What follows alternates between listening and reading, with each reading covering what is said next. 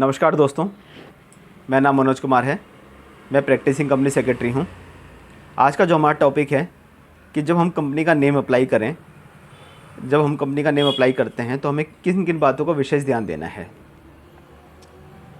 आप इसको इस तरीके से समझ सकते हैं कि हो सकता है कि इस समय ये जो हम नेम अप्लाई कर रहे हैं तो कुछ प्रॉब्लम्स आ रही हैं।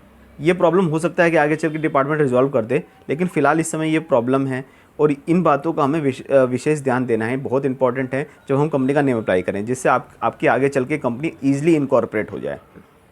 ये छोटी छोटी सी बातें हैं, अगर आप इनको ध्यान रखेंगे तो आपको ना नेम अप्लाई करने में प्रॉब्लम आएगी, ना कंपनी बनाने में प्रॉब्लम आएगी। तो आप वीडियो के एंड तक बने रहिएगा।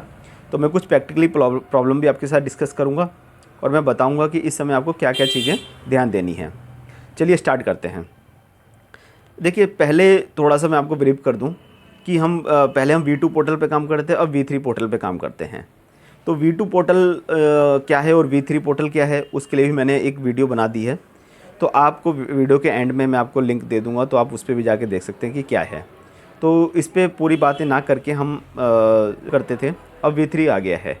तो V3 पे जो कंपनी का नेम हम जो अप्लाई करते हैं वो प्रोसीजर भी थोड़ा चेंज हो गया है, V2 जैसा नहीं है। तो पहले मैं थोड़ा सा आपको ब्रीफ कर देता हूँ V2 पे हम कैसे काम करते थे, जिससे आपको थोड़ा सा समझने में आसानी हो जाए कि हम V2 पोर्टल पे हम कंपनी का जब हमारे पास कोई क्लाइंट आता था तो हम V2 उसने हमें नाम बता दिया, 2-3 नाम 3 नाम हमें बता दिया। हम उस पर सर्च करते थे, हम चेक कंपनी नेम में जाते थे, हम उस पर सर्च करते थे। तो हमें मोटा मोटा उससे पता चल जाता था, मतलब हमें ब्रीफ थोड़ी सी मिल जाती थी कि इस नाम की कंपनी बनी भी है कि नहीं बनी है, या बनी है तो उससे सिमिलर नाम की तो कोई नहीं बनी है। तो हम क्लाइंट को ईजिली जवाब दे देते कि ये थोड़ा सा नाम आपको मिलना मुश्किल है, या नाम ईजिली मिल जाएगा आपको। और साथ ही साथ हम उसका ट्रेडमार्क भी चेक कर लेते थे, तो थोड़ा सा हमें ईजिली हो जाता था। मतलब आइडेंटिफाई कर पाते थे कि ये ऑलरेडी इतनी कंपनियाँ बनी हुई हैं। लेकिन अब साथ ही साथ उसमें एक चीज़ ये भी आती थी, अगर आपने क्लाइंट ने आपके 2-3 नाम दिए, आपने देखा तो उसमें एक स्टेटस भी आता था, या तो अप्रूव आता था, या जब हम कंपनी का नाम देखते थे तो हो सकता है वो नाम किसी ने ऑलरेडी, हो सकता है 2 दिन पहले या 3 दिन पहले ही किसी ने अप्लाई कर दिया। तो अप्लाइड फॉर करके लिखा हुआ आता था कि ये अप्लाइड हो रखा है। तो हम क्लाइंट को बोल देते थे कि नहीं, ये नाम किसी ने अप्लाई कर रखा है, जब तक ये रिजेक्ट नहीं हो जाएगा या नहीं होएगा तो ये नाम मिल नहीं सकता है। तो ये सब चीज़ें उस समय V2 पोर्टल पे हम देखकर ईज़िली हम वही जो मैंने प्रैक्टिकली प्रॉब्लम आपसे बताई थी। अब मैंने एक कंपनी का नेम अप्लाई किया, मुझे इस पोर्टल पे वो नेम नहीं दिखलाया, तो मुझे लगा कि वो नेम अब ईज़िली है, अवेलेबल है, मिल सकता है। तो मैंने वो नाम अप्लाई कर दिया। अभी वो पेंडिंग फॉर अप्रूवल है। तो अभी उसका नहीं पता कि वो नाम है कि नहीं है। उसको मैंने मोटा मोटा सर्च कर लिया, तो उस नाम से नहीं बनी हुई है। लेकिन इसमें सबसे बड़ी प्रॉब्लम क्या है, अब देखिए, जैसे मैंने इसको अप्लाइड कर दिया है, अब ये रिजेक्ट होगा या मिलेगा, हो सकता है कि अप्रूव हो जाए या कुछ हो जाए। लेकिन अगर कोई और इस नाम को अप्लाई करेगा तो उसको वो नाम नहीं दिखेगा, उसके लिए वो बिल्कुल फ्रेश हो जाएगा। ये सबसे बड़ी प्रॉब्लम एक सबसे बड़ी प्रॉब्लम यही है। अब मैंने, समझ लीजिए, ABC मैंने अप्लाई करा। जब ABC मैंने अप्लाई किया तो मेरे पास ये, आप खुद भी प्रैक्टिकली भी देख सकते हैं, आपने ABC अपने अप्लाई कर दिया। अब कोई और क्लाइंट आपके पास आता है, फिर आपने देखा ABC नाम से तो नहीं बनी हुई हैं, तो आपने अप्लाई कर दिया। लेकिन उससे पहले मैंने अप्लाई किया है, तो अप्लाइड फॉर वाला स्टेटस नहीं आता, इस समय नहीं आ रहा है। हो सकता है यही प्रॉब्लम, ये जो प्रॉब्लम हो सकता है आगे चल के रिजॉल्व हो जाए। तो आप भी अप्लाई कर देंगे, मैं भी अप्लाई कर दूंगा, तो दोनों हम अप्लाई कर सकते हैं। और अब दूसरी प्रॉब्लम क्या है कि अब जब आप नेम अप्लाई करते हैं V3 पोर्टल पे, जब हम नेम अप्लाई करेंगे, जैसे V2 पे मैंने बता दिया कि वहाँ तो हम अप्लाइड फॉर का भी स्टेटस आ जाता था और जो कंपनियाँ बनी हैं उसका भी स्टेटस आ जाता था। लेकिन अब जो दूसरी प्रॉब्लम ये है कि और दूसरी एक ये है कि जब हम V3, अब मैंने एक कंपनी का नेम अप्लाई किया हुआ है, वो अप्रूव भी हो गई है, तो अप्रूव का स्टेटस भी V2 पोर्टल पे आता था, अप्रूव का स्टेटस भी उस पे पोर्टल पे आता था। तो अब जो है, अब आप कंपनी का नेम जब अप्लाई करेंगे, तो वो कंपनी का नाम अभी भी नहीं आएगा जो मेरी अप्रूव हो गई है। मैंने प्रैक्टिकली उसको देखा भी, तो मुझे वो नाम नहीं मिला। तो इसका मतलब ये है कि वो नाम भी आपको हो सकता है आपको ना दिखे और आप उसको फ्रेश अप्लाई कर दें, तो अप्रूव का स्टेटस भी वहाँ पर नहीं आएगा। तो वो नाम जो मुझे अप्रूव हो चुका है अभी हाल फिलहाल में, वो नाम स्टेटस पे चेक कंपनी नेम में आपको नहीं दिखेगा। तो आपको ये बातें ध्यान रखनी है कि जो नाम हो सकता है कि अप्लाइड फॉर हो, इसका मतलब आप इसको इनडायरेक्टली में ये बात भी कह सकते हैं, जब तक वो कंपनी नहीं बन जाती तब तक के जो 20 के स्टेज हैं वो आपको चेक कंपनी नेम स्टेटस में नहीं दिखेंगे अभी फ़िलहाल के लिए। हो सकता है यही प्रॉब्लम जो है आगे चल के रिजॉल्व हो जाए, डिपार्टमेंट फिर उसी तरीके से इसके अंदर दे दे। तो अभी हमें पूरा का पूरा डिपेंड होना है गवर्नमेंट। हाँ, कुछ चीज़ें हैं जो गवर्नमेंट जो रिस्ट्रिक्ट करती हैं, कुछ ऐसी हैं जो आपको थोड़ी सी आपको बता देंगे कि नेम है कि नहीं है। ऑलरेडी जो कंपनियां बन रखी हैं और जो ट्रेडमार्क हैं, अब जो V3 पोर्टल आया है उसमें यही फ़ायदा है कि जो आपकी उस आपने जैसे नेम अप्लाई किया तो वो सारी के सारे स्टेटस आ जाएंगे कि ऑलरेडी ये किस मतलब इस नाम से सिमिलर नाम से कितनी कंपनियां वो वहाँ आएंगी। आप चेक कंपनी स्टेटस में अभी नहीं आ रही हैं, लेकिन अभी आ सकती हैं, लेकिन वो पुरानी कंपनी आ रही हैं।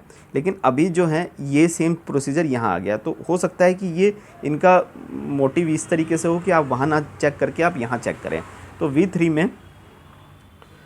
में जब हम कंपनी का नेम अप्लाई करते हैं तो उस समय वो ऑटो चेक जब हम करेंगे तो वहाँ पर वो उससे सिमिलर कंपनियाँ दिखला देगा और उससे सिमिलर ट्रेडमार्क भी दिखला देगा। ये पहले नहीं था ऐसा,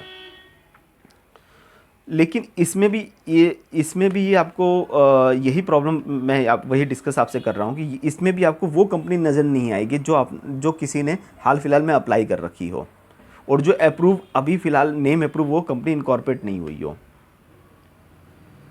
तो इसी के लिए आज मैंने ये वीडियो बनाई थी कि जो अप्लाइड फॉर वाला स्टेटस है और अप्रूव वाला स्टेटस जो कंपनी नहीं बनी है, तो अभी तक वो स्टेटस आपके चेक नेम में नहीं आ रहा है। तो आप ध्यान से उसको चेक करके, ट्रेडमार्क में चेक करके आप ध्यान से उसमें डालिएगा। जो ऑलरेडी कंपनियां बनी हुई हैं उसका चेक आपको उसको सिमिलर कंपनियां आपकी आती हैं। तो आप उसमें एक बात आपको यही ध्यान नहीं है, अप्लाइड फॉर और अप्रूव वाले जो नाम जो कंपनी इनकॉर्पोरेट नहीं हुई हैं वो स्टेटस अभी नहीं आ रहा है। और अब दूसरी बात हमें क्या ध्यान देखनी है कि अब ऑब्जेक्ट जो है, जो कंपनी का ऑब्जेक्ट है, वो कंपनी के ऑब्जेक्ट पहले हम जब नेम अप्लाई करते थे V2 पे तो अपने हिसाब से हम 2 लाइनें 3 लाइनें लिख देते थे, फिर हम उसके बाद उसको पूरा का पूरा ब्रीफ करके पूरा फुल जो है MOA हम अपने आप टाइप करके उस पर ड्राफ्ट डिपार्टमेंट में हम सबमिट करते थे। लेकिन अब ऐसा नहीं है। आपको जब कंपनी का नेम अप्लाई करेंगे तो उसी समय आपको कोड सर्च करने के लिए आएगा। 3 ही कोड इस समय सर्च हो रहे हैं, तो उन्हीं 3 कोड को जब आप अपने ऑब्जेक्ट से रिलेटेड आप उसमें सर्च करिएगा और डालिएगा। आप अभी फ़िलहाल ये सोच कर अगर दिमाग में आपका आएगा कि यार भी फ़िलहाल मैं ये डाल देता हूँ, फिर आगे चल के मैं इसमें और भी कुछ चीज़ें ऐड कर दूँगा, तो ये चीज़ नहीं हो पाएगी। अब जो आपने डाल दी वो एडिटेबल नहीं है आगे, अभी फ़िलहाल के लिए नहीं है।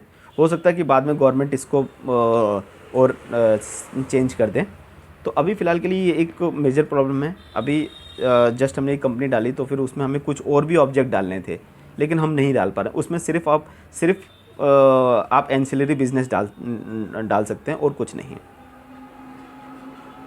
तो आपको नेम अप्लाई करते हुए मेरी कोई कोशिश रही है, जो इस समय प्रैक्टिकली प्रॉब्लम थी वो भी मैंने आपके साथ डिस्कस कर दी, ऑब्जेक्ट की एक प्रॉब्लम है वो भी मैंने आपके साथ डिस्कस कर दी। तो फ़िलहाल इस समय नेम की प्रॉब्लम ये है। इसके बाद स्पाइस बी में कुछ प्रॉब्लम्स आ रही हैं। जब आप कंपनी का नेम अप्रूव हो जाएगा तो स्पाइस के जो आगे इनकॉर्पोरेट के जो फॉर्म भरेंगे उसमें भी कुछ प्रॉब्लम है। उसके लिए मैं आपको नेक्स्ट वीडियो बनाऊंगा, उसमें वो प्रैक्टिकली प्रॉब्लम आपके साथ डिस्कस करूंगा। तो फ़िलहाल के लिए आज इस नेम रिजर्वेशन में जो प्रॉब्लम्स आ रही है वो हमने डिस्कस करी। इसके बावजूद भी कुछ और क्वेरीज आपकी रह जाती हैं जो आपको लगता है कि नहीं सॉल्व हुई हैं या कुछ और प्रॉब्लम्स हैं आपकी, तो आप मेरे कमेंट बॉक्स में बता सकते हैं, मुझे मेल कर सकते हैं, तो हमारी टीम उस पर रिप्लाई कर देगी। मैं जाते जाते थोड़ा सा और ब्रीफ कर देना चाहता हूँ कि आज जो हमने टॉपिक कवर किया है उसमें क्या क्या चीज़ें थी। आपके नेम जब अप्लाई करेंगे तो जो अप्लाइड फॉर वाला स्टेटस है और जो अप्रूव वाले नेम अप्रूव वाले हैं वो स्टेटस अभी शो नहीं कर रहे हैं यहाँ पर। आप प्रैक्टिकली अपने खुद के उस पर देखिएगा, जो आपकी कंपनी नेम आ चुका है, जो कंपनी का नेम आ चुका है वो भी आप जब दोबारा उसे अप्लाई करेंगे तो आपको वो ईज़िली अप्लाई करने देगा, वो आपको रोकेगा नहीं। जबकि V2 पोर्टल पे वो रोकता था कि नहीं यार ये कंपनी ऑलरेडी बनी हुई है या ये कंपनी आपकी अप्रूव स्टेटस है वो है, तो आप वहाँ जाके चेक कर सकते थे। यहाँ पर ऐसा नहीं, अभी फ़िलहाल के लिए ऐसा नहीं है। तो अप्लाइड फॉर और अप्रूव नेम अप्रूव जो कंपनी इनकॉर्पोरेट नहीं हुई है वो स्टेटस अभी यहाँ शो नहीं कर रहा है। तो इन बातों का आप ध्यान रखिएगा। और तीसरी बात क्या ध्यान रखनी है कि ऑब्जेक्ट जो है एडिटेबल नहीं है, जो आपने ऑब्जेक्ट यहाँ डाल देंगे वही ऑब्जेक्ट से आपको कंपनी बनानी पड़ेगी। तो इन बातों का आप ध्यान रखेंगे तो कंपनी का नेम आपको ईज़िली आसानी से मिल जाएगा और आप कंपनी इनकॉर्पोरेट ईज़िली कर पाएंगे। क्योंकि कंपनी का नेम आप मिल जाने के बावजूद अब स्पाइस में जो कुछ प्रॉब्लम्स आएंगी ऐसी, उसके बारे में भी आपको मैं डिस्कस कर लूँगा नेक्स्ट वीडियो में। स्पाइस का ही बनाऊँगा, उस पर आप पूरी देख लीजिएगा कि क्या प्रैक्टिकली प्रॉब्लम्स आती हैं। चलिए फिर आज के लिए फ़िलहाल धन्यवाद। अगर आपको ये वीडियो अच्छी लगी तो आप इसको शेयर करिएगा। चलिए धन्यवाद, नमस्कार।